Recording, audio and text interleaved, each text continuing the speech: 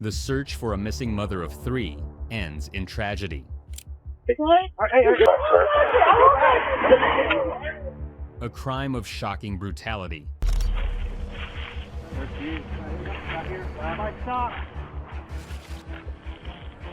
see the head right there. With a suspect who refuses to cooperate. Did you have an ID on you, man? What do you need my ID for? Because I've been trying to find her. I don't want to have no problems right now, so here, just take my number and stuff. Why are you being an ass? Because I'm pissed off with the situation. Well, how are you pissed off at me? But all this time, they'd been chasing the wrong man, until a woman stepped forward with a startling revelation. If anybody asks, I was here at your house at 2 o'clock. Since 2 o'clock. He looks in his rear view and he sees the cop. Leading to a man who is already lawyered up. At this point, I'm just going to let you off. Because everything he has done is on record. This man committed a murder while strapped to an ankle monitor. When a Tazewell mother goes missing, it raises immediate alarm for her family, who know she would never abandon her children. Her car is later found bloodied by none other than a very suspicious ex. The police are sent on a wild goose chase until one tip changes everything. This is the story of Danielle Pruett.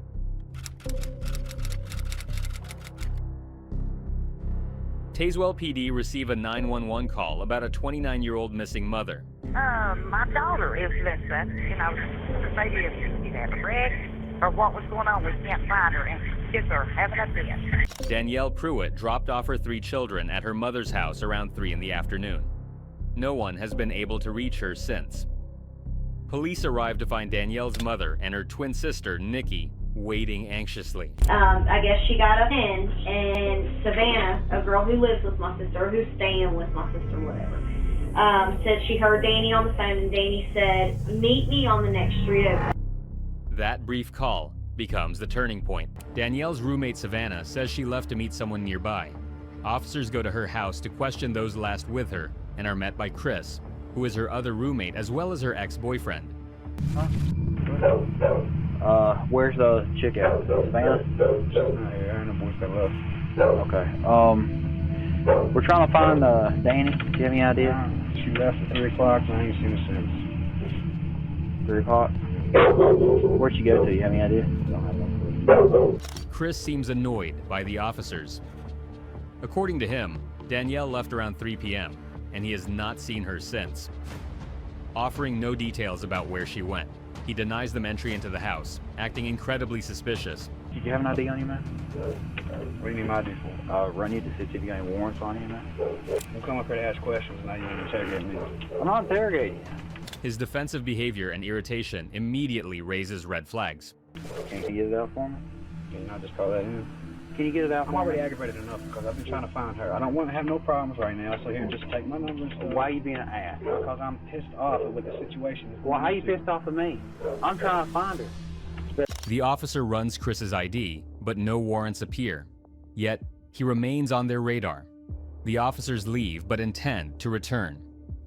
To continue the investigation, they must search the house and confirm if Danielle or her roommate Savannah are inside, so they obtain a warrant the following day.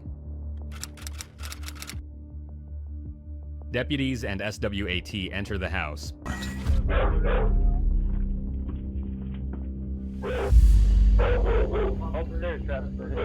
They search every room methodically, but find no trace of Danielle or Savannah. Calls to both women go unanswered. Chris, who lived with them, is also gone. The house, however, is undisturbed. There are no clues or signs of struggle. Just as the investigation is losing momentum, the very next day, Chris contacts police with a potential lead.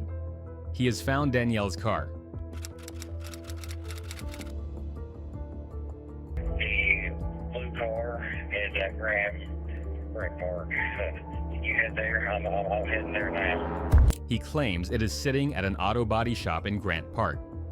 Officers rush to the location, but Danielle's family is already there, making it harder to secure the scene, collect evidence, and manage emotions. Y'all step back from the car, guys, please. Yeah, just step back. What they see turns the shop into a crime scene. He popped the trunk just because he seen all the blood here. What? Blood is smeared along the back bumper and inside the vehicle. Get this too. Back them up. In the car. Get in your car, okay? Officers need to get the family away from the crime scene in order to document and preserve everything. They check the trunk carefully, but Danielle is not there. The vehicle gives no answers. As officers cordon off the area for further investigation, something completely unexpected happens. Danielle's roommate, Savannah, appears out of nowhere. She is the last person to have seen Danielle and may know more than anyone. Tell me what they said you overheard something last night. I'm hearing her on the phone when she's walking down the house. I heard her say, meet me on the next street over. That's the last time I've heard her. That's not the only clue. What she says next changes the direction of the case. Savannah explains Danielle began selling drugs to support her kids. This revelation shocks everyone. The night before she came to me, she was like, Savannah, she was like, I only have $400 now, so she had to pay $600 for her kids. At the same time, she is worried about getting her friend in trouble. Savannah adds another detail. Can I also add something? Even after she came up missing, we rode this street, and I never seen her car right there. Coincidentally, the detective of the case had driven past that street in the night and hadn't seen the car either. This means someone moved it there. The focus shifts back to Chris. Detectives bring him in for questioning. They start with the day Danielle disappeared. Her sister called, so I woke her up and put her on speakerphone so they could talk. What happened after that? She finally woke up. She made a few phone calls. The last thing she said to me was, I gotta run out for a minute and I'll be back. He says that was the last time he saw her. But nothing in his delivery reassures the detectives. His story about the auto body shop raises even more questions.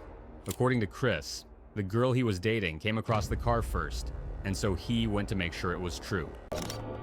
Looked in the windows. I seen the trunk had a dent in it. I tried kicking the trunk open without touching it because I wanted to make sure she wasn't there. The interview quickly goes downhill. As the detective asks more questions, Chris snaps at him. And I'm feeling like this has turned from cooperation to interrogation, and I'm getting fairly aggravated. Well, I hate it for you, my friend, because you got a lot of quality issues that I need to talk to you. You're not clearing anything up. Things escalate quickly. Found the car. I popped the trunk to make sure she wasn't in it. Seen blood on the back of it. I'm not saying anything bad about that, but you come up with the attitude, don't come and give me attitude. I'm trying to get the answers here that we need to know. Chris is extremely agitated now. Still, there is nothing to tie him to the crime scene. Yet. Detectives have to let Chris go. Not because they believe him, because they can't prove what they suspect. Meanwhile, detectives further explore the area where the car has been recovered. There, they make a tragic discovery. There, under a brown blanket, they can clearly see a body.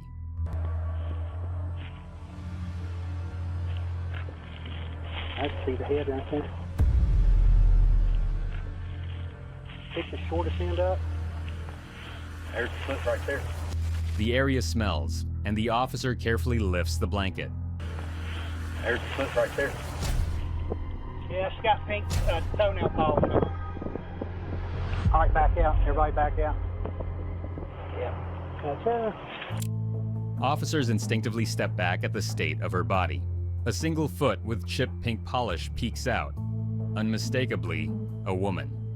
A flower etched on her upper body. The latest ink her family mentioned. Erases any last doubt. The tattoos align with her description. It's Danielle. What emerges is darker than anyone expected.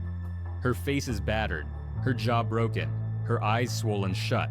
Her hair is matted with blood and bits of earth.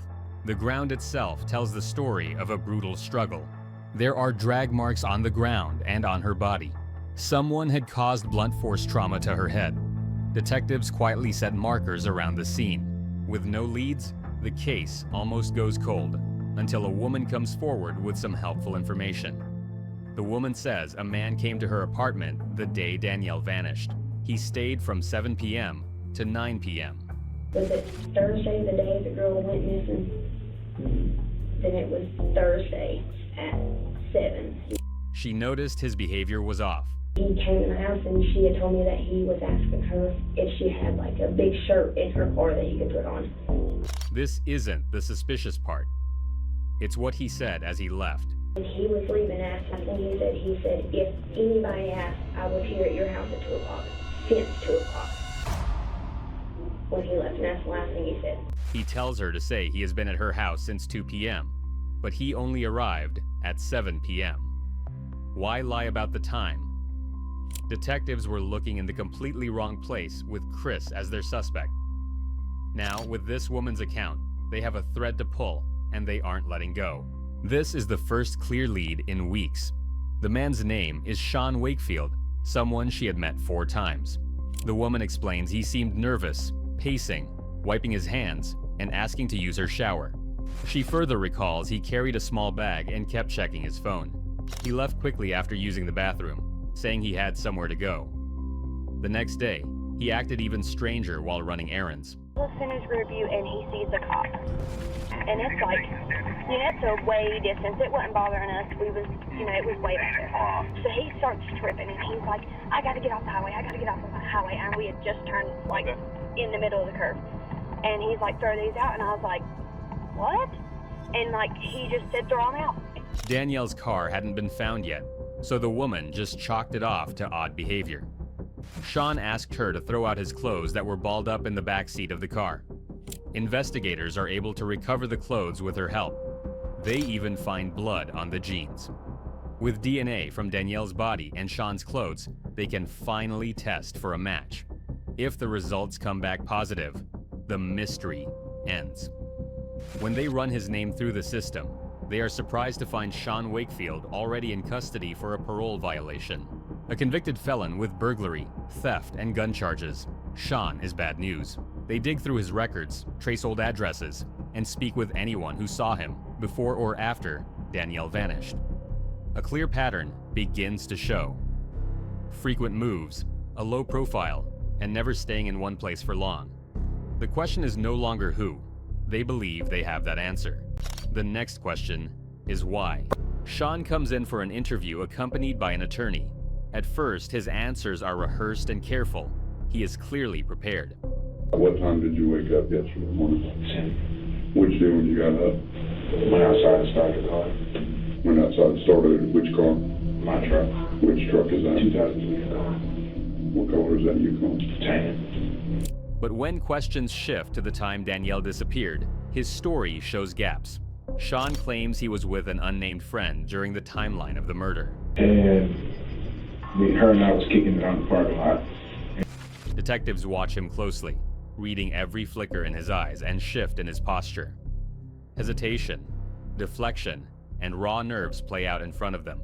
So, after you leave Tazewell Square, where do you go? I go home. You go straight home? Don't stop anywhere? The interrogating officer decides to confront him directly. When are you going to be honest and start giving me the truth about what's going on? Because, quite honestly, you're leaving stuff out. As soon as the detective gets too close to the truth, the lawyer cuts the interview short before he is pinned down. You're leaving big gaps here. At this point, I'm just going to let you off. Everything points to guilt, but evidence still isn't enough to stick. Blood-stained clothes and suspicious behavior remain circumstantial. DNA results haven't come back yet, but something gives Sean away, and that is his ankle monitor. On probation with an ankle monitor, Sean's every move is time-stamped by GPS, allowing investigators to pull nearby camera footage and build a precise map of his path. Traffic cameras show Sean driving Danielle's car. That trail leads straight to the Grant Park body shop where Danielle's car is found. Sean chose the shop because it has no cameras. He dared to pull all this off while the police were tracking him. What he doesn't know is that the construction site next door has footage that shows Danielle's car and Sean's truck. This is the break detectives been waiting for. The CCTV shows Danielle's car pulling into the lot, followed by Sean's truck. No calls, no stops, no reason for him to be there, just a detour to a dead zone in the middle of nowhere. The story he tried to bury is now playing on video. The CCTV footage is grainy, but clear. Danielle's silhouette appears, then her body jolts. This is the moment Sean attacks. After his vehicle pulls away, the footage shows him walking back alone, leaving again with Danielle's car. The timestamp matches his ankle monitor data. After weeks, detectives finally have proof. And just when they think they can't find more evidence, the DNA test results come back, the evidence that seals the case once and for all. Both Sean's and Danielle's DNA are on his discarded clothes. It is time to charge him with Danielle Pruett's murder. The detectives, however, want one more chance to hear the truth from him. They bring him in again, confronting him with the GPS data, the surveillance footage, the clothes. Admitting he knows Danielle, he says they spoke around 3:15 p.m. that day and planned to meet for a drug deal. But she never showed up. We got up there to the area. I called her, I said, look, do you want me to come to your house? And she said, no, meet me on the next street over by the graveyard. Now, did you actually meet her? No, I never seen her. He gives fragments of truth, but not the full story, and denies everything. Where Danielle is right now? No, I do not. Did you have anything to do with her disappearance? No, I do not.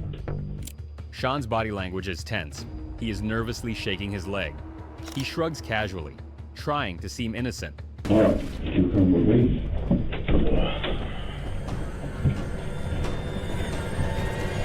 Detectives believe Danielle met Sean to sell cocaine, but he planned to rob her. When she resisted, he overpowered and killed her. At last, they charge him with first-degree murder.